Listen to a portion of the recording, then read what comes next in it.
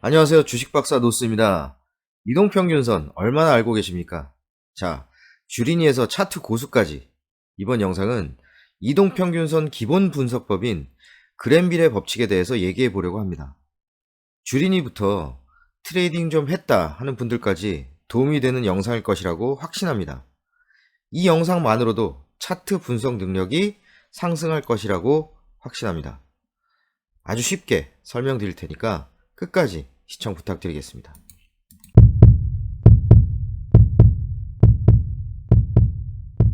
자, 그랜빌의 8법칙이란 주가와 이동평균선 간의 움직임을 가지고 매수나 매도 신호를 파악하는 법칙입니다. 오래전에 만들어졌지만 현재에도 충분히 활용할 만하고 또 기본이 되는 이동평균선 분석법이라고 할 수 있겠습니다. 자, 전문가나 아니면 차트 분석가라는 분들이 말을 할 때, 이동평균선을 가지고 말을 할 때도 기본적으로 그랜빌의 8법칙이 그 안에 들어가 있다라는 점입니다. 자, 이평선과 가격 간의 기본적인 이해를 바탕으로 하며 공식처럼 암기하거나 그러는 것보다는 차트를 이해하고 공부하는 것이 필요합니다.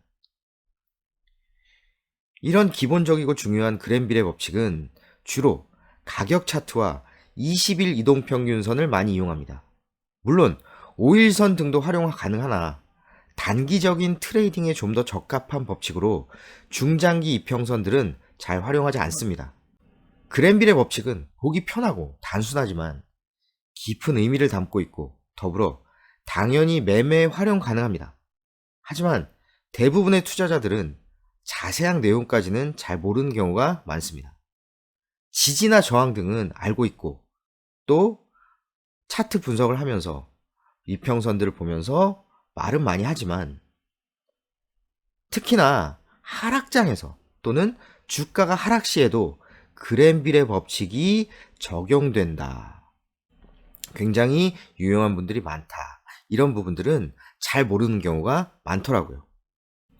그랜빌의 8법칙은 장기 투자 목적으로보다는 단기 트레이딩에 잘 맞습니다. 나름대로 본인의 손절 기준을 잡고 이것만 가지고 트레이딩 할 경우에도, 그러니까 그랜빌의 8법칙만 가지고 트레이딩 할 경우에도 매우 단순하고 명확하고 정확도가 높은 매매법으로 활용 가능합니다. 괜히 보조지표 많이 보고 찾고 공부하고 할 필요가 없어요. 다만 매수, 매도, 손절 등 고수라고 하는 분들도 강조하는 트레이딩 결단력이 더 중요합니다. 이번 영상은 그랜빌의 8가지 법칙 중에 4가지 매수 법칙에 대해서만 알아보겠습니다. 다음에 올릴 영상인 매도 법칙까지 확실히 숙지하시고 트레이딩하면 사실 고수가 따로 없습니다. 다만 훈련과 결단력이 더 중요합니다. 자, 그랜빌의 매수 1법칙을 보시겠습니다. 파란 선이 이동평균선이고 빨간 선이 가격입니다. 21선이 하락세를 다소 벗어나 완만해지면서 횡보하는 상황에서 가격 차트가 21선을 상향 돌파하면 주가의 평균값인 이동평균선도 당연히 추후에 상향하게 됩니다. 즉, 주가가 반등하게 되는데요. 이런 시점을 매수 시점이라고 할 수 있겠습니다. 자, 매수 2법칙입니다. 21선이 상승세를 탈 때 가격 차트가 21선을 하향 돌파하면 하락장세에서 단기 매수 신호입니다. 왜냐하면 이는 시장에 의한 해당 종목의 가격 조정이 마무리 단계에 이르렀다는 의미일 수 있기 때문인데요. 이렇게 그랜빌의 법칙은 시장 여건과 하락 시의 매매 시점도 제시하고 있습니다. 이 법칙이 잘 이해가 안 되시면 상승 추세이던 차트가 가격이 여러 가지 여건에 의해 단기적으로 21선을 이탈하면 다시 돌파 시도를 한다 정도로 이해하시기 바랍니다. 이런 21선 단기 이탈이 회사의 개별적인 이슈에 의한 것이라기보다는 시장 상황이나 단기적인 돌발 악재에 의한 것이겠죠? 이렇게 차트 분석은 상황에 따라 이해가 필요한 부분이 많이 있습니다. 자, 그랜빌의 매수 3법칙입니다. 이 부분은 대부분 잘 알고 계시는 부분일 텐데요. 이동평균선을 향해 하락하던 주가가 이동평균선을 하향 돌파하지 않고 다시 상승하면 이평선이 주가 하락을 방어해주는 지지선 역할을 하고 있으므로 가격, 그러니까 주가가 이동평균선에 접근할 때 매수 신호로 판단합니다. 즉, 이평선의 지지를 이용한 매매법이라고 할 수가 있겠네요. 대부분의 투자자들 또는 전문가들이 이 3법칙에 대해서는 많이 말을 하고 있죠. 그래서 대부분이 잘 알고 계시리라 생각합니다. 마지막 네 번째 매수 법칙입니다. 이동평균선 아래에서 움직이는 주가가 이동평균선으로 접근하는 모습을 볼 수가 있는데요. 이때 주가는 이평선을 돌파하지 못하고 다시 이평선과 멀어집니다. 이평선이 저항선 역할을 하네요.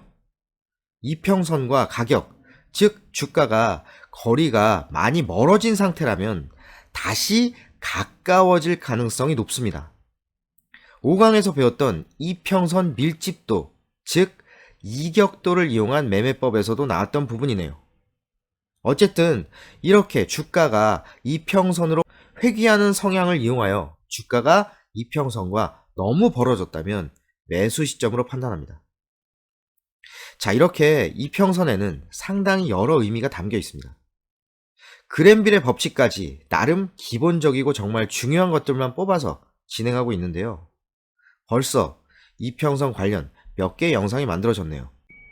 다음 시간에는 그랜빌의 매도 법칙에 대해서 알아보겠습니다.